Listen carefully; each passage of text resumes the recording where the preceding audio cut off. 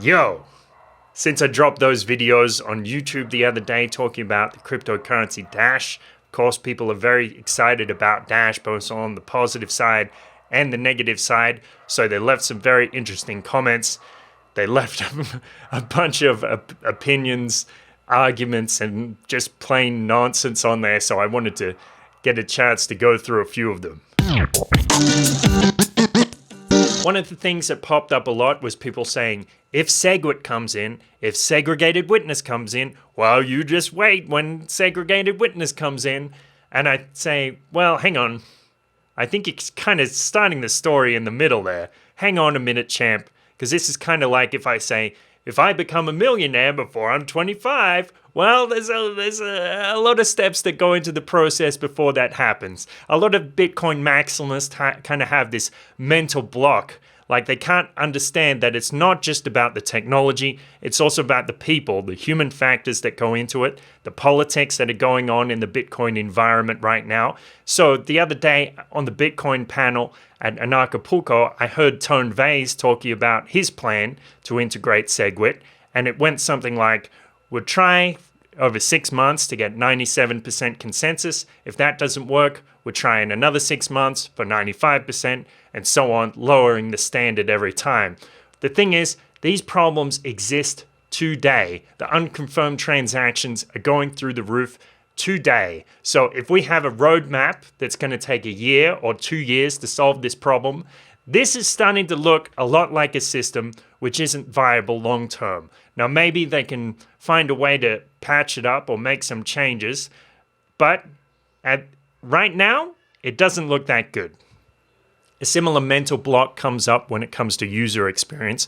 A lot of people left comments saying, I don't mind copy and pasting Bitcoin addresses. I don't mind using a QR code scanner. That's true, using a QR code scanner is more user-friendly than copy pasting a Bitcoin address. But you know what? I don't mind using a Bitcoin address either. That doesn't scare me at all. But it does demonstrate a lack of imagination and a lack of empathy, because something is familiar to you and me doesn't mean it's familiar to everybody. And you have to imagine what a good user experience would look like. Because I tell you this, sure as shit, it doesn't look like a 34 alphanumeric character string that looks like R2-D2 jizzed on your monitor. Here's an interesting argument, the case of the Bitcoin blue chip. So it goes something like this. So Dash is very good for certain types of transactions. It's good for private transactions, fast transactions. You could use it at the corner store to buy a cup of coffee. But for the large transactions, you don't necessarily need that speed. So you could use Bitcoin in those cases, like this large settlements, this international clearinghouse of cryptocurrency. You could still use Bitcoin in that case. But my question is this. Okay, you don't gain anything from having speed in that case, but you also don't really lose anything. So Bitcoin would have to offer something beyond what Dash offers. Which brings me to my next point. Security. They say security is the reason. Bitcoin is more secure than Dash. And it's true. Bitcoin has been around longer, so it's been subjected to more tests. More people have tried to hack it. But security of the network is actually only one aspect of security. Another question is, how many people have lost their private keys or had their private keys stolen because they didn't know how to properly secure them? Well, it's probably a lot. If you need to be a tech nerd to secure your money, that's obviously a system that's not ready for mass adoption. Dash is in a position to try to improve that for people. The other thing is, if you're trying to defend Bitcoin against Dash, then you may be fighting this retreating battle. You have to say things like, well, sure, it can do privacy better, it can do speed better, it can do user experience, and it can do adaptation to changing market conditions. It can do all those things better, but what else can it do? Well, if it has the potential to address all of these aspects, then it probably has the potential to address security as well. The thing is, above all, we know that Dash is focused on user experience, and you can't have a good user experience if you wake up one morning to find that all of your coins have disappeared into the night like stars at dawn. Here's a funny comment which I liked. RP Wicks commented saying, Dash completely in bubble. A huge pump from a bunch of whales fantasizing on Amanda naked. Well, that's great. Here I was thinking that people were excited about Dash because they're working on user experience. They're focused on good marketing. They've got these strong fundamentals. Here I was thinking that Dash was so exciting because it brought the dream of Bitcoin back to life, the dream of fast, private, anonymous payments of a currency which is not controlled by any central bank, which means we can break free of these shackles which have been on us for more than 100 years, which can guide us. All of my friends in developing nations have a chance to reach true prosperity within their lifetimes using this technology. That's why I thought I was excited. No, I'm actually excited because rich bankers like daydreaming about a young woman wearing lingerie. So thanks for clearing that up, RP Wix. Tao of Satoshi is getting thousands of hits on his videos on Cash Alternative. I'm getting thousands of hits on my videos here. And as far as I know, most of those hits are not because of our looks, except for that one fan, that one Brazilian guy who always comes on my videos and comments saying he wants to run his hands through my beard and kiss me. Well, I love my fans. Dash is a product of marketing. People try to tell me that Dash is a scam because it has good marketing. That doesn't follow. You can't get there from here. They try to say the reason that your cryptocurrency is popular is because they spend so much money on marketing and promotion. Oh, how horrible.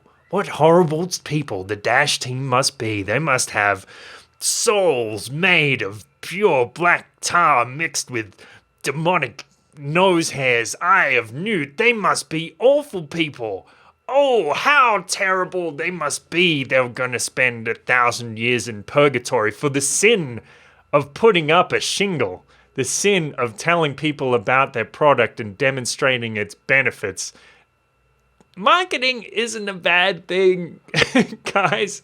There's nothing wrong with marketing. There's nothing wrong with telling people about your product. There's nothing wrong with using a beautiful young woman to promote it. Nothing at all wrong with it. Dash isn't a cryptocurrency. It's a business.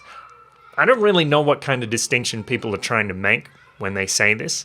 It's almost as if they believe that nobody ever made any money off Bitcoin, like the dev team didn't make any money, the early investor didn't make any money, the miners didn't make any money.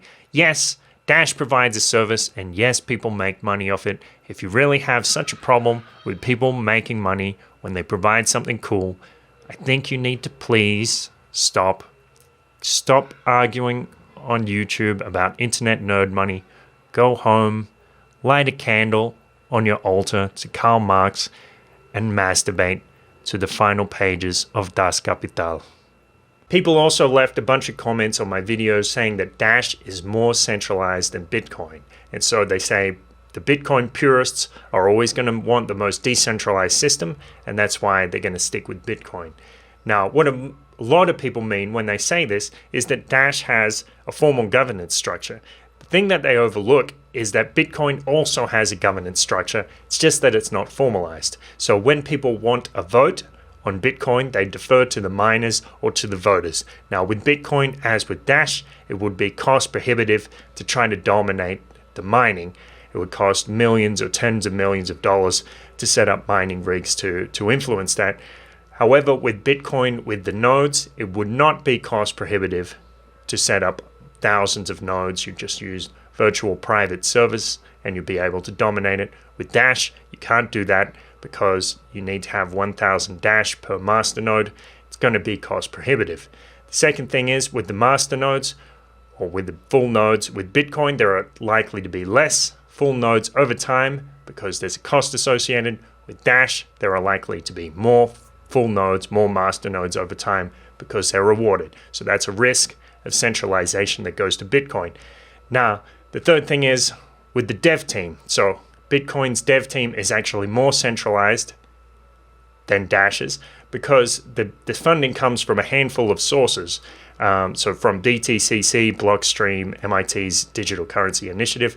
The thing is, if the Bitcoin community, if the nodes or the miners or the people who used it decided that they didn't want the Bitcoin dev team receiving funding from MIT, they couldn't just say, no, stop the funding. That's between the dev team and Blockstream or MIT. That's their decision.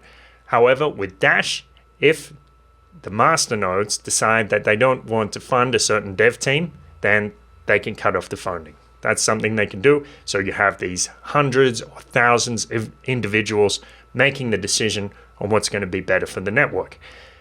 The last thing on that point is about Dash Central. So Dash Central is the website where you can submit proposals and you can review proposals, vote on them. Of course, it has central in the name, so you've got to ask, well, is it centralized? So maybe someone could make a case because it's a website, there's administrators on there, maybe they could go in and censor some posts or stop people voting. At least we know it is mitigated because the data is on the blockchain. Now, so when you look at it those ways, across those 4 different factors, you can see, okay, well, maybe it's true Dash is more centralized in some aspects, but it's also true that Bitcoin is more centralized in some aspects. So it's not exactly a fair criticism without introducing a level of nuance. Here's a related question. What's to stop somebody buying up more than 50% of the masternodes? Well, it would be difficult. At today's prices, you'd need about $360 million. That's assuming that the price of Dash would stay stable as you bought up all these millions of dollars, of which obviously it wouldn't because the demand increased so much. And you probably have to pry thousands of Dash out of the hands of masternodes, which a lot of those guys are just not selling. They're in it for the long term. But you know, every single cryptocurrency on Earth has this same problem, though it's normally with miners, not with nodes. Every single cryptocurrency is based on the idea that more than 50% of the network is going to be honest. There's about $20 billion riding on that idea, so it might be a pretty good one. The instamine, the motherfucking instamine. So many people have talked about this, but I think it's worth addressing just one more time. It's true. There was an instamine, 2 million coins mined in the first week. Now there are 7 million coins in existence. So some commenters were trying to tell me that's a majority. Obviously it isn't.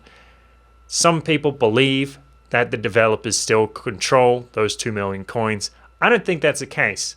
But even if they do, so what?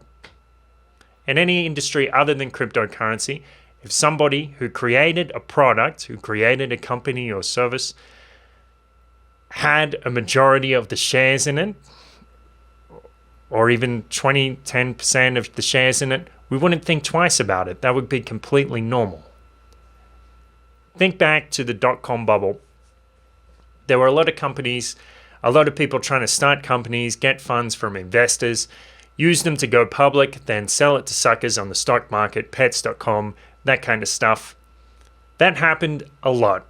And those companies were trash. Those were the shit coins of 2001. Does that mean that every IPO is a scam? No. Does it mean that every tech IPO is a scam? No. Does it mean that every tech IPO where people control 20%, 50% of the shares is a scam? No, it doesn't. So think it through. Being an instamine or a pre-mine is a symptom of a scam, but it doesn't mean it's a scam. The two things are not congruent. They're not identical. Dash is a Ponzi scheme. All right, well, this is a fun one. Some people forget very quickly that it was just a few years ago that people were saying the exact same thing about Bitcoin. First of all, what is a Ponzi scheme? I asked a guy on Reddit what he meant when he was calling Dash a Ponzi scheme, and he said it meant when early investors are paid out by late investors. And that, in a roundabout general way, describes what Ponzi did.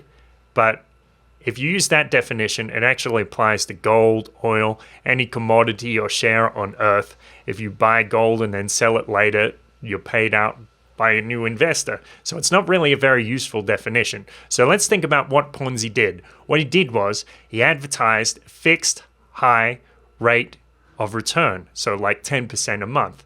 And he paid out the old investors using the money from the new investors. He paid them. That is, a centralized source determined the value of the receipts, and he paid them. That's important. So does Dash advertise a high fixed yield? No, it doesn't. It doesn't tell you that you're going to get your money back. It doesn't tell you that it's going to be worth anything in a month. It doesn't tell you that you're going to get 10%. It doesn't tell you can plant your magical dash in your backyard and use it to climb up a vine to a giant and steal his goose that lays golden eggs. It doesn't tell you anything like that. So that criterion is not met. Second thing, payouts come from a centralized source, from Ponzi himself. Well, that's not true. The payouts do not come from a centralized source. They come from individual actors. You buy them from your neighbor, sell them to your colleague, buy it on an exchange, sell it on another exchange. The third one, value decided by a central source. So, for example, you have your receipt from Ponzi, you go back to him, and he pays you back your original stake and returns it with 10% extra. Is that what happens with Dash? No. You go to an exchange, and whatever people are willing to pay for it, that's what you can get for it. So on these three accounts, we can see Dash is not a Ponzi scheme. Ponzi scheme, not a Ponzi scheme. I don't care. It's just a scam. All right, so you think Dash is a scam. All right, so that's your hypothesis. Well, the hypothesis has to be complicit with the facts. So let's analyze what that would look like if it's complicit with the facts. Because let me tell you, that would have to be a big con. That would have to be an unprecedented con. It would have to go something like this. Evan Duffield and his team instamine the coin. They sit on those coins. They work on the project, develop a system of private transactions and instant transactions. They wait till the coin goes up to $15. Still don't sell. Wait till it goes back down to $4. Don't sell. Keep working on it. Develop a system that could potentially defund their development team by masternode vote. Wait till it goes up to $15. Don't sell. Wait till it goes up to $50. Don't sell. Wait till it goes up to $100. Still don't sell. What exactly would be Evan's exit strategy if he is planning to rip people off here? I mean, his exit strategy is to develop a system so good that could actually potentially replace him as developer if the masternodes voted on it. I mean, that is many things. That's wealth creation. That's providing a service. And that's good business practice. But that is not a scam. And it is definitely not a Ponzi scheme. Here's the thing. On the internet, we use this cute little term, FUD, fear, uncertainty, doom. So when you call someone a scam artist, a fraud, a con artist online, we can say you're exercising this FUD. But in the real world, they have a different word for this. It's called libel, and it's called slander. So when you say these things, I mean, if you have information that suggests that Evan and his team have been involved in fraudulent activity, well, I would like to see it. I'm sure many people would like to see it. It would be great if you could publish it, because what's done in dark must come to light. However, if you don't have information indicating that they were involved in fraudulent activity, it might be prudent, it might be wise for you to do this other thing. Take this slightly different course of action, and it goes like this. Step 1, shut the fuck up. Thanks so much for listening. Paradise Paradox. Peace out.